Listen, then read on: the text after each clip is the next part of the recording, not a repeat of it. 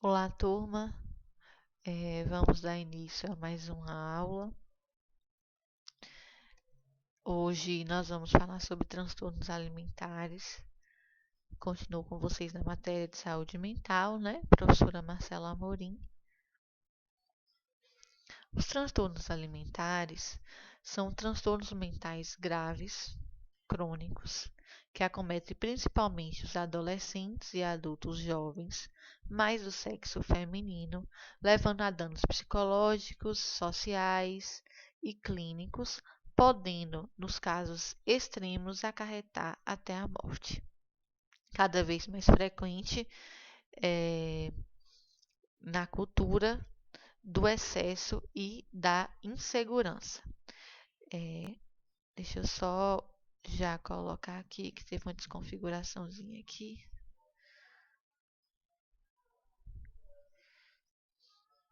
Pronto.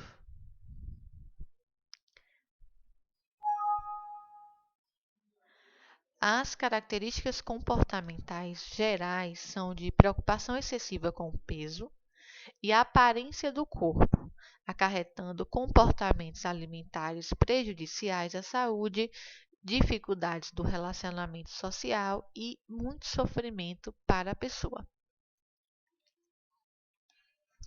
Transtornos alimentares, às vezes a pessoa, né, super magra, cinturinha fininha e se vê no espelho totalmente gorda. Ali uma outra foto de uma pessoa totalmente caquética, totalmente magra. Vamos falar inicialmente sobre a anorexia nervosa. Ocorre em cerca de 1 a 2% da população feminina, frequentemente com início entre 13 e 20 anos. A anorexia nervosa é um distúrbio psicológico. Essencialmente, é um comportamento persistente que uma pessoa apresenta em manter seu peso corporal abaixo dos níveis esperados para sua estatura, juntamente a uma preocupação distorcida quanto ao seu próprio corpo, que leva o paciente a ver-se como gordo. Então, o paciente ela tem uma noção distorcida do seu próprio corpo e, apesar de ter um peso ou um corpo normal ou um corpo perfeito, essa pessoa se enxerga sempre gorda, tá? E sempre tenta manter o seu peso abaixo do que é tido como esperado, né, para sua estatura e com isso, né, fica sempre com o peso, né, abaixo do que se é esperado. Porém, a pessoa se vê gorda ou gordo. O paciente ou cliente tem um medo intenso de ganhar peso, mesmo quando ele está abaixo do peso. Como ele se vê? Ele tem uma distorção da imagem corporal, uma distorção da sua própria imagem e o comportamento irracional de emagrecimento. Tudo a emagrecer, porque ele se vê como gordo. O comportamento é introvertido, existe um isolamento social com tendências à depressão, exagero nas atividades físicas, mania de perfeição na escola e no trabalho e grande cobrança em relação aos cuidados com o corpo. A bulimia nervosa é um outro tipo de distúrbio alimentar. Esse tipo de distúrbio é mais comum que a anorexia, tá? A bulimia é mais comum, com estimativa de 2 a 3% da população feminina e uma prevalência de 4 a 15% das estudantes de segundo e terceiro grau. É muito comum, então, na adolescência.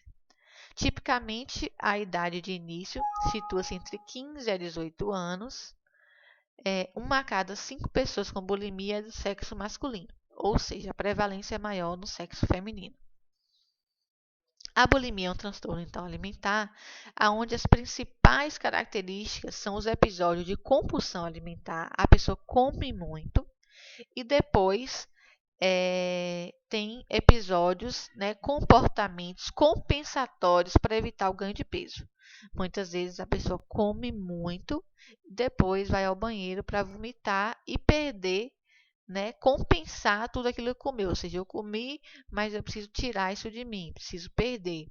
Então, as pessoas sofrem de bulimia, as pessoas que sofrem de bulimia vivem um círculo vicioso de compulsão, come muito e purgação. Aqui, né? Come, tem muita compulsão, come, come, come, e depois vai ao banheiro e força o vômito. Então, a bulimia nervosa, a pessoa pode fazer uso de laxativos também, para desenvolver, né, diarreia, por exemplo, ou também dieta, jejum rigoroso prolongado, atividade física exagerada e o comportamento compensatório mais comum são os vômitos, né, para contrapor os efeitos da ingestão excessiva do alimento.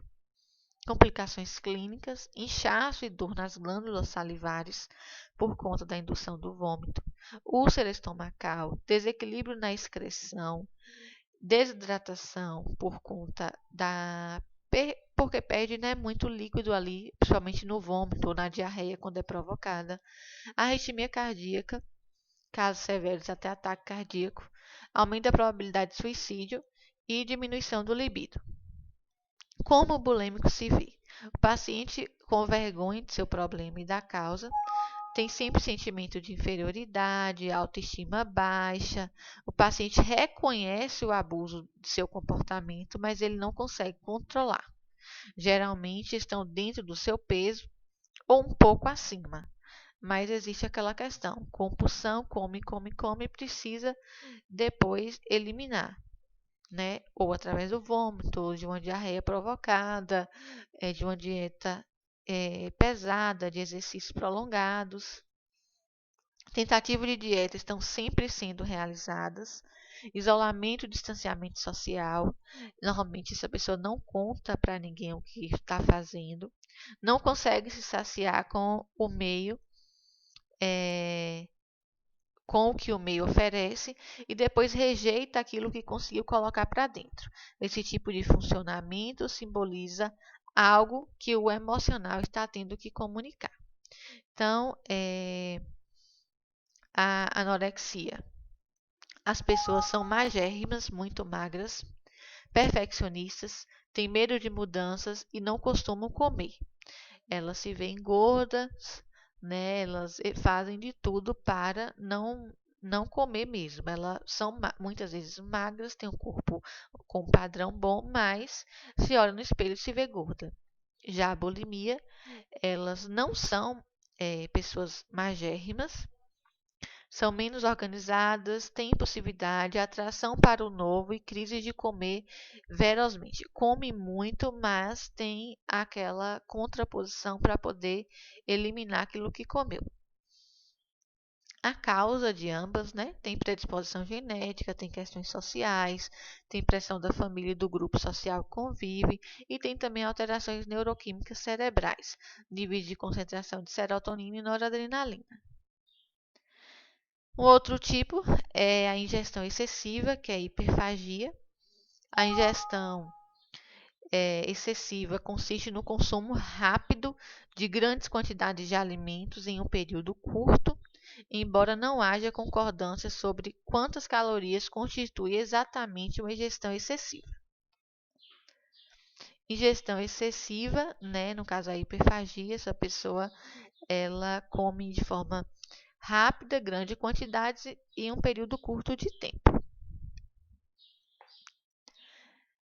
O cliente ou paciente tem uma fome insaciável, fazendo com que a pessoa coma compulsivamente, constituindo uma causa de sofrimento, com sensação de falta de controle sobre o comportamento alimentar, mas os comportamentos utilizados para evitar o ganho de peso, mas sem comportamentos, né, para evitar esse ganho de peso. Então, ela come de forma rápida, com muita compulsão, mas ela não tem comportamentos para evitar esse ganho de peso. Então, é isso com relação aos transtornos alimentares, tá? Muito obrigada pela atenção de vocês e até a próxima aula.